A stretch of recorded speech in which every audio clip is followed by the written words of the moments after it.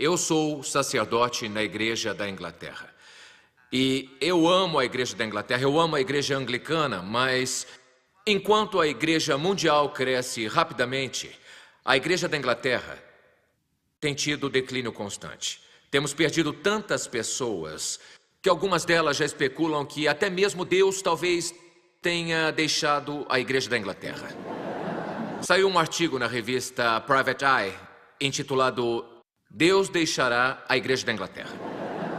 O que o artigo dizia era, seguindo o exemplo dado por líderes anglicanos, Deus tem indicado que deixará em breve a Igreja da Inglaterra. Amigos de Deus acreditam que a questão de mulheres pastoras tem estado por trás da decisão do soberano de se converter a Roma. De acordo com fontes próximas de Deus, há algum tempo ele está infeliz com a direção que a Igreja Anglicana tem tomado. E agora finalmente está cansado. Um porta-voz da Igreja da Inglaterra disse: perder Deus é um pouco chocante. Mas é algo com o qual teremos que aprender a conviver. Durante grande parte da minha vida, eu não fui cristão. Eu acho que eu tinha 3 objeções à fé cristã. Primeiro, eu achava que era entediante. Eu achava que tudo sobre o cristianismo, religião e igreja era tão chato. Eu simpatizava com algo que Robert Louis Stevenson escreveu em seu diário, como quem registra um fenômeno extraordinário. Ele escreveu: hoje estive na igreja e não fiquei deprimido. Esta era a minha reação. Eu achava muito chato. Em segundo lugar, me parecia falso. Eu tinha o que chamava de objeções intelectuais ao cristianismo. Eu me descrevia como um ateu. Na verdade, eu me autodenominava um tanto pretensiosamente como um determinista lógico. Na escola, eu escrevi um ensaio provando a inexistência de Deus. Tal era o estado do conhecimento religioso na minha escola que eu fui indicado para receber premiação por conhecimento religioso. E eu achava que era falso. Eu também achava que era irrelevante para a minha vida. Eu não conseguia entender como alguém que viveu há 2000 anos, a 4.000 quilômetros de distância, poderia ser relevante para a minha vida hoje.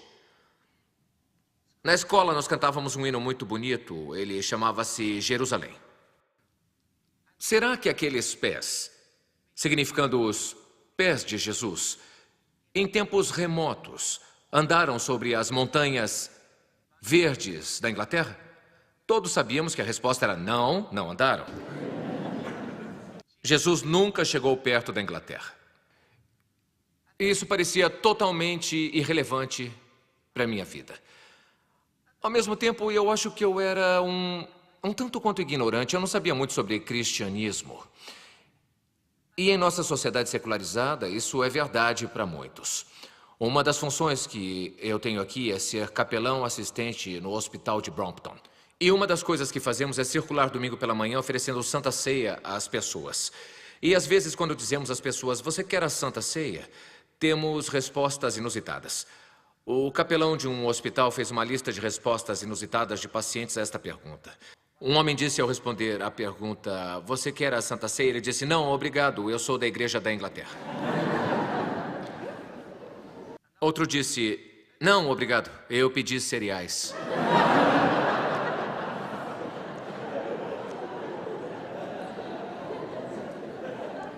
E um terceiro disse, não, obrigado, mas eu não fui circuncidado. Eu era muito ignorante com relação à fé cristã, mas acho que hoje eu posso dizer, e eu não sentia isso na época, mas agora, olhando para trás, algo estava faltando. Me fascina uma coisa sobre a qual o príncipe Charles e a princesa Diana concordavam, e era isso. O príncipe Charles falou de sua crença, de que apesar de todos os avanços da ciência, lá no fundo da alma, ainda persiste uma ansiedade inconsciente que diz que algo está faltando. E a princesa Diana falou de um senso devastador de perda e isolamento que mina muitos dos esforços das pessoas para sobreviver e lidar com as complexidades da vida moderna. Eles sabem, ela disse, que algo está faltando. E esta foi minha experiência. Digo que não sentia isso naquele tempo, mas olhando para trás, eu vejo que era verdade, porque em certo sentido eu sempre estava ansioso pela próxima coisa da vida, ao invés de viver aquele momento. Eu me lembro que pensava na escola que talvez se eu fosse um líder, esse seria o sentido da vida. E talvez eu fosse até um bom líder, e estava ótimo. Mas por umas 3 semanas. Então eu pensava, a vida não pode ser só isso. Eu pensava, talvez quando eu sair da escola, isso será o sentido da vida. Então, quando eu saí da escola, foi ótimo. Mas depois de umas 3 semanas, eu comecei a pensar, a vida não pode ser só isso. Não pode. E pensava, talvez se eu arranjar uma namorada. E de alguma forma, eu nem sei como foi, eu achei uma namorada. Mas depois de umas 3 semanas... Eu acho que muitas pessoas passam pela vida dessa maneira. Sempre estamos procurando a próxima coisa. E quando chegamos lá, vemos que ela não satisfaz. Jesus disse, eu sou o pão da vida. Eu sou a única pessoa que pode satisfazer esse tipo de fome espiritual que está em todo o coração humano. Porque quais outras coisas, por melhor que sejam, relacionamentos, trabalho, diversão, sei lá, esporte, de alguma forma sempre deixam com este sentimento de que algo está faltando. Uma mulher japonesa colocou desta forma. Ela diz que no Japão eles precisam comer arroz. Ela diz que é como se tivéssemos 2 estômagos. Temos um estômago para comida comum e um estômago para arroz. E independente do quanto de comida comum, carne, batatas, frutas, vegetais, nós comemos, nós não ficamos saciados.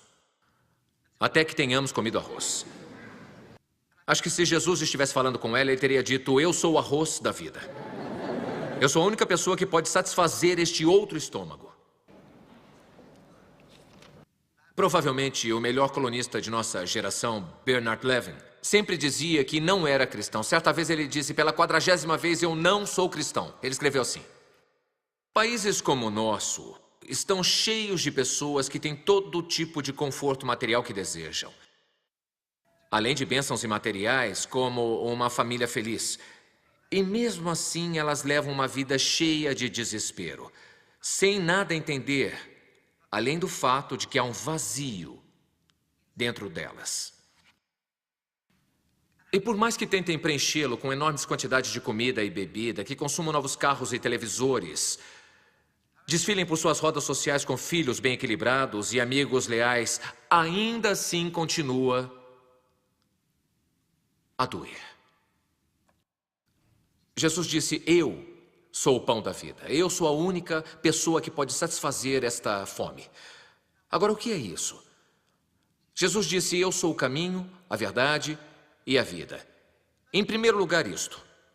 Jesus traz direção a um mundo perdido. Ele diz, eu sou o caminho. Amigos meus, quando meus filhos eram mais novos, tinham uma babá. Esta babá era estrangeira, ela estava tentando aprender inglês e ainda não tinha domínio de todo o vocabulário. Certa vez, estava acontecendo uma discussão entre as crianças em um quarto e esta moça foi correndo para resolver a situação. O que ela queria dizer era, o que estão fazendo? Mas o que acabou dizendo foi, o que estão fazendo no mundo? A pergunta que ela fez foi muito boa. O que estamos fazendo no mundo? De onde viemos? Para onde vamos? Para onde? Nossa vida tem um propósito, significado maior? O que acontece quando morremos? Essas são as grandes perguntas. São as perguntas de primeira ordem na vida. Acho que muitas pessoas estão nessa busca, estão tentando achar algum significado, algum sentido, algum propósito. Eu fiquei fascinado ao ler um livro de Leão Tolstói. Eu já havia lido Guerra e Paz e Ana Karenina, mas não um livro chamado Confissão, no qual ele conta a sua história de vida, a sua busca por sentido, por propósito. Ele descreve como havia rejeitado o cristianismo quando criança. Ao passar pela vida, ele foi se tornando muito ambicioso. Primeiramente, ele pensava, talvez o prazer seja a resposta, apenas se divertir. Então, ele entrou nos círculos sociais de Moscou e São Petersburgo, bebendo muito, sendo promíscuo, apostando e vivendo uma vida extravagante. Ele viu que nada disso o satisfazia. Então pensou, talvez dinheiro seja a resposta. Ele havia herdado muitas terras e conseguiu muito dinheiro com os seus livros. Mas viu que, independente do dinheiro que tivesse, isso não satisfazia. Ele pensou, talvez a resposta seja sucesso, fama, importância. Escreveu o que a Enciclopédia Britânica descreve como um dos 2 ou 3 maiores romances da literatura mundial. Mas ainda assim, isso não satisfazia. Ele pensou, talvez a resposta seja a minha vida familiar. Dar à minha família a melhor vida possível. Em 1862, casou-se, teve uma família feliz e 13 filhos. Que, segundo ele, desviaram sua atenção de uma busca pelo significado supremo da vida. Ele disse que atingiu todas as suas ambições e vivia rodeado pelo que aparentemente seria a felicidade completa. Mas ainda persistia uma pergunta que o levou às portas do suicídio. E esta pergunta era, há um sentido na minha vida que não seja destruído pela morte inevitável que me espera? Ele buscava em todas as áreas da ciência e filosofia para tentar chegar a uma resposta para isso. E a única resposta que encontrou na ciência e filosofia foi esta, para a pergunta, por que eu vivo? Na infinidade do espaço e na infinidade do tempo, partículas infinitamente pequenas se transformam com infinita complexidade. Isso não o satisfez. Então ele começou a procurar em seus contemporâneos e viu que muitos deles estavam evitando a questão, não estavam pensando sobre isso. E então, por acaso, descobriu nos camponeses da Rússia a resposta que procurava. Na fé que tinham em Deus através de Jesus Cristo. Passados 100 anos, nada mudou. Freddie Mercury, o cantor da banda de rock Queen, tinha uma grande fortuna e atraía milhares, talvez milhões de fãs. Ele admitiu numa entrevista, um pouco antes de morrer, que era desesperadamente solitário. Disse assim, a gente pode ter tudo no mundo e ainda assim ser a pessoa mais solitária. E esta é a forma mais amarga de solidão. O sucesso fez de mim um ídolo mundial e me rendeu milhões de dólares, mas me impediu de ter a única coisa que todos necessitamos: um relacionamento amoroso, duradouro. Na realidade, só existe um relacionamento que é completamente amoroso e totalmente duradouro. E esse é o relacionamento com Deus. Jesus disse, eu sou o caminho para este relacionamento. Eu sou o caminho para achar o propósito para o qual você foi feito. Às vezes as pessoas dizem, que diferença isso faz na sua vida? Eu às vezes uso esta analogia porque, de certa forma, antes de me tornar cristão, eu estava perfeitamente feliz com a vida que eu tinha. Eu não estava procurando nada. Quando eu era criança, tínhamos uma televisão em preto e branco, e eu não acho que tenhamos televisões tão ruins hoje em dia, mas tínhamos uma daquelas que ficava assim, cheia de listras, e era muito difícil assistir. Eu me lembro disso porque esta data me marcou. Nós assistimos a Copa do Mundo naquela televisão. Quando a Inglaterra estava para marcar um gol, a televisão ficou cheia de listras. Descobrimos que poderíamos fazer certas coisas para melhorar a qualidade da imagem. Você podia colocar a mão atrás da TV em certos pontos. Também tinha algumas tábuas do piso que, ficando em pé sobre elas, a imagem melhorava um pouquinho. Então fizemos uma grande descoberta de que a televisão precisava de uma antena externa. Quando colocamos a antena externa, conseguimos imagens incríveis e claras. Isso descreve um pouco a diferença. Porque quando vimos as imagens com a antena externa, jamais imaginamos voltar para o que era antes. Depois que alguém experimenta um relacionamento com Deus através de Jesus Cristo, é como a antena. É o que a vida é. Jesus disse: eu sou o caminho. Em segundo, ele traz realidade ao nosso mundo confuso. Ele disse: eu sou a verdade. As pessoas dizem: é ótimo que isso satisfaça a sua fome. Mas eu não preciso. Isso não é uma muleta para pessoas fracas que precisam dessas coisas. Se você precisa dessas coisas, então é ótimo para você. Mas não é para mim. Logicamente, este não pode ser o caso. Porque se for verdade, é verdade para todo mundo. E se não for verdade, então não é de fato ótimo para os que creem em algo que não é verdade, porque estão sendo iludidos. C.S. Lewis colocou desta forma, ele disse: o cristianismo é uma declaração que, se for falsa, é de nenhuma importância. E se for verdadeira, é de infinita importância. A única coisa que ele não pode ser é mais ou menos importante. Então, esta é a pergunta: será que é verdadeiro? Jesus disse: eu sou a verdade. Eu acho que não havia percebido quantas evidências existem. Uma das coisas que nós fazemos aqui no Alfa é olhar evidências históricas para a vida, morte e ressurreição de Jesus Cristo. A ressurreição é a chave do cristianismo. Me fascina quantas pessoas que estão mais ou menos acostumadas a olhar para evidências e chegam à conclusão de que é verdade. Um antigo professor de história na Universidade de Oxford descreveu a ressurreição como o fato mais bem atestado da história. Eu não havia percebido como muitos cientistas modernos eram verdadeiros cristãos. Descartes, Newton, Kepler, Galileu, Locke, Copérnico, Faraday, Boyle, Mendel, Kelvin, Pasteur, Lister, Maxwell, Simpson, professor James Simpson, o cientista brilhante cujas descobertas pavimentaram o caminho para a cirurgia segura sem dor. Alguém certa vez perguntou: professor Simpson, de todas as descobertas que o senhor fez, qual foi a maior? Ele disse: na realidade, a maior descoberta que eu já fiz foi o dia em que descobri Jesus Cristo. Advogados.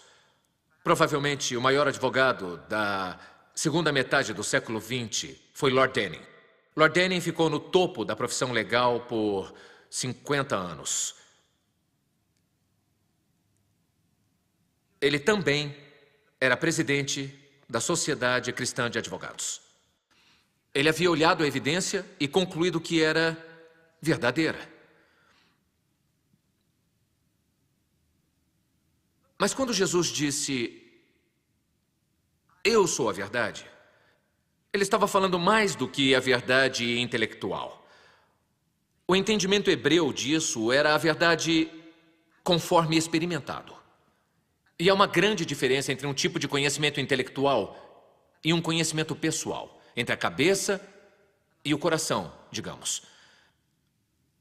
Mais uma vez, Me perdoem por usar uma analogia, mas eu sou casado com minha esposa Pipa há quase 25 anos. Vamos supor que antes de casarmos, antes de tê-la conhecido, eu entrasse numa livraria e tivesse um livro sobre ela, intitulado Pipa, a Mulher Incrível. E eu pensasse, isso parece interessante. Eu vou pegar e vou ler. Capítulo 1. Sua personalidade cintilante. Capítulo 2. Sua inteligência extraordinária. Capítulo 3. Sua infinita paciência. Capítulo 4. Seu potencial para ser uma pessoa paciente. Capítulo 5. Suas habilidades de cozinha francesa. Capítulo 6. Sua habilidade esportiva. Um capítulo bem curto. Mas um capítulo sobre a minha habilidade esportiva seria mais curto ainda. E se eu olhasse para este livro e pensasse, uau! Ela parece ser uma pessoa incrível. Isso é conhecimento intelectual, conhecimento da cabeça. Agora, eu posso dizer que ela é uma pessoa incrível. Isto é conhecimento pessoal. Esta é a experiência de 25 anos de casamento. E quando alguém diz, eu sei que Jesus é a verdade, ele está falando não apenas de ser convencido pela evidência, está falando da experiência de um relacionamento com Jesus Cristo ressurreto. Jesus disse, eu sou a verdade. Em terceiro, ele traz vida a um mundo de escuridão. Ele disse, eu sou o caminho, eu sou a verdade, eu sou a vida. Jesus veio para nos libertar das coisas que estragam nossas vidas, as coisas erradas nas nossas vidas. Há uma grande diferença entre os enganos que fazemos e os erros que cometemos. Todos cometemos muitos erros e os erros podem ser relativamente inofensivos e até mesmo divertidos. Eu descobri que, após os vestibulares, são publicados alguns erros cometidos pelos alunos. E certa vez me deparei com uma dessas publicações. Uma pessoa escreveu assim: no primeiro livro da Bíblia, o Guinness, Adão e Eva foram criados a partir de uma macieira. E um de seus filhos, Caim, perguntou, eu sou filho do meu irmão? Outro escreveu o seguinte: Moisés levou os escravos hebreus ao Mar Vermelho, onde fizeram pão sem levedura, que é um pão feito sem nenhum ingrediente. Moisés subiu ao Monte Cianeto para pegar os 10 mandamentos. Ele morreu antes de chegar ao Canadá. Outro escreveu, os gregos eram pessoas altamente esculpidas. E sem eles não teríamos história. Os gregos também tinham mitos. Um mito é o contrário de um pouco.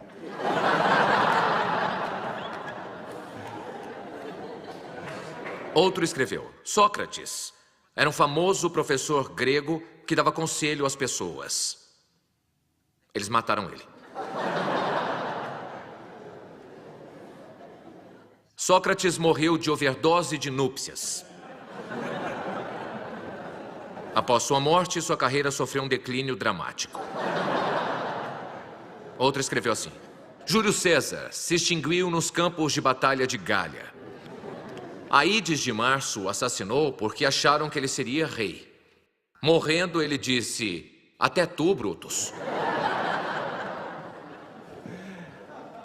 E finalmente este, Johann Bach, escreveu muitas composições musicais e teve muitos filhos. No meio tempo, ele praticava em uma velha solteirona. Guardada no seu sótão. Bach morreu em 1750 até o presente. Bach era o mais famoso compositor do mundo. E Handel também. Handel era meio alemão, meio italiano e meio britânico. Ele era muito grande. Assim, os enganos que cometemos podem ser relativamente inofensivos, mas as coisas que fazemos de errado realmente importam. Existe algo, certamente comigo, chamada verdadeira culpa. O grande romancista russo e vencedor do Prêmio Nobel, Alexander Solzhenitsyn, disse assim: a linha que separa o bem e o mal não passa por estados, nem tampouco classes ou partidos políticos, mas exatamente em cada coração humano e por todos os corações humanos. A mensagem cristã são boas novas. É isso que a palavra evangelho significa. E a boa nova é esta: Deus ama você.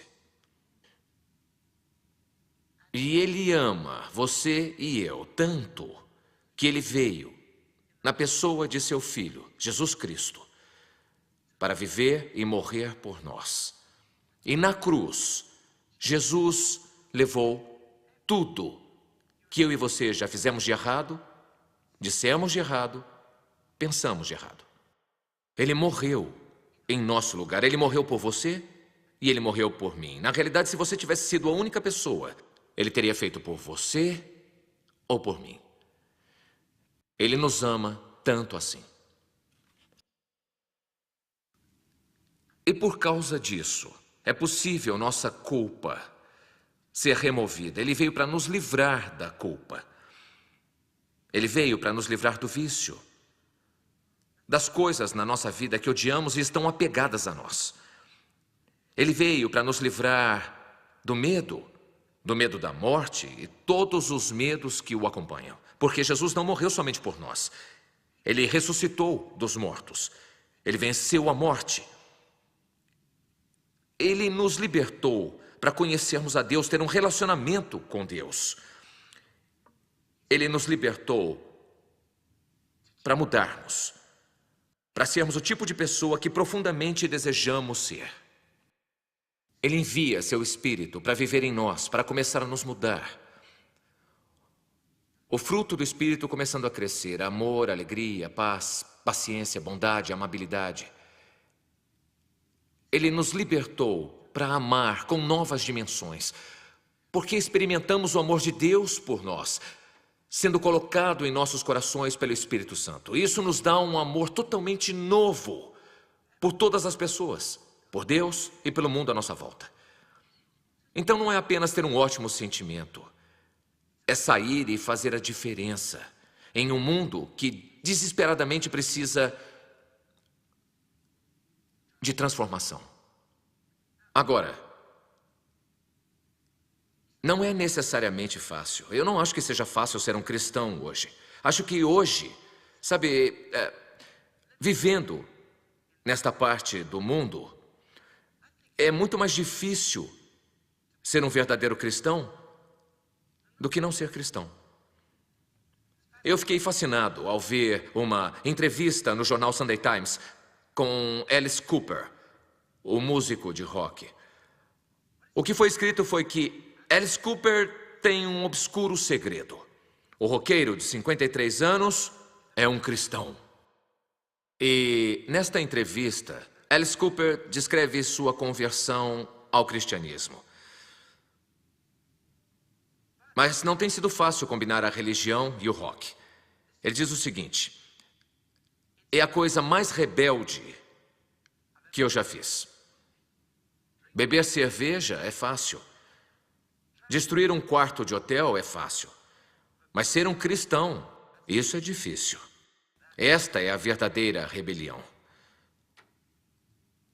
Não é fácil, mas também não é chato. Não é uma farsa, não é irrelevante para as nossas vidas. É excitante, é real, é relevante. Porque Jesus disse: eu sou o caminho, a verdade e a vida.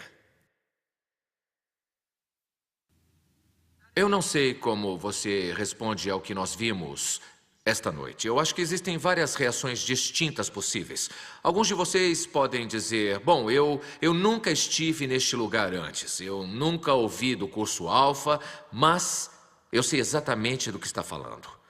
Eu tenho uma relação com Deus através de Jesus Cristo. Essa é a coisa mais maravilhosa. Isso é fantástico. E não importa, talvez você venha de uma igreja católica, metodista, batista, Exército da Salvação, pode ser de qualquer denominação. Eu não acho que a coisa mais importante seja a denominação da igreja. A coisa mais importante é que tenha esse relacionamento com Deus através de Jesus Cristo. Outros podem dizer, bom, eu não tenho certeza se tenho este relacionamento. Quando Paulo foi a Atenas e falou das boas novas sobre Jesus e a ressurreição, houve 3 reações diferentes. Alguns desprezaram. E se você está desprezando isto esta noite, por favor, não pense que te julgo, porque também participei de conversas sobre a fé cristã e também as desprezei. Então, talvez não seja o momento certo para você. Outras pessoas, quando ouviram, disseram, eu não estou convencido, mas quero ouvir mais, eu quero investigar mais. E se você está nesta categoria, eu te encorajo a investigar mais. Existem muitas formas de fazer isso, pode fazer isso sozinho. Pegue o Novo Testamento e o leia sozinho. Você pode dizer, eu quero mais ajuda. Pode ir a qualquer igreja no país, católica, anglicana, metodista, batista, e dizer, pode me ajudar? Existe um curso que eu possa fazer? O Alfa é um curso, que é uma introdução prática à fé cristã. Mas não é o único. Não estamos dizendo que este é o melhor. É apenas uma forma de fazer. O curso acontece hoje em milhares de igrejas ao redor do mundo e você provavelmente pode achar uma, se você não é desta área, em uma igreja perto de você.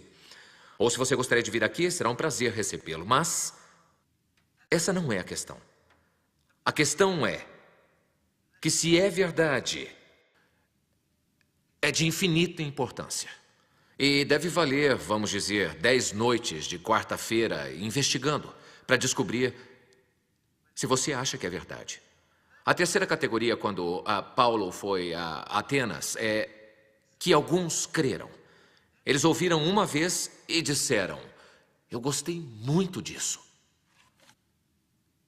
E talvez tenha uma pessoa aqui esta noite que diga, eu gostei muito disso. Eu gostaria de ter um relacionamento com Deus através de Jesus Cristo. A boa notícia é que você pode experimentar isso agora. E é uma coisa muito simples. Se afastando das coisas que sabemos ser erradas, pedindo perdão, agradecendo a Jesus por morrer por nós, colocando nossa fé nele, e pedindo, por favor, venha e me encha com seu Espírito. Perdoe-me, obrigado e por favor. Eu quero abrir esse espaço para qualquer pessoa que estiver aqui e queira fazer esta oração. Eu vou te pedir para ser gentil, eu não pedirei que ninguém faça essa oração em voz alta, mas no silêncio de seus corações. Deus pode ouvir as orações dos nossos corações. Jesus está aqui, Ele ressuscitou dos mortos.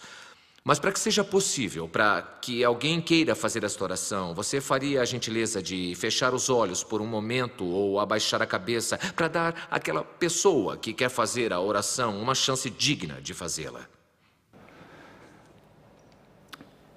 Jesus está aqui, Ele está vivo, você pode falar com Ele esta noite. Apenas ecoe isso silenciosamente no seu coração. Senhor Jesus Cristo, eu me arrependo das coisas na minha vida que estão erradas. Se alguma coisa vier à sua mente, peça por perdão. Eu agora me afasto de tudo que sei ser errado. Obrigado por morrer por mim na cruz.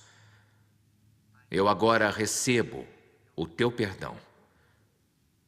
Creio em ti com toda a minha vida. E eu te peço, por favor, para vir me encher com teu Espírito, para estar comigo para sempre. Obrigado, Senhor Jesus Cristo. Amém.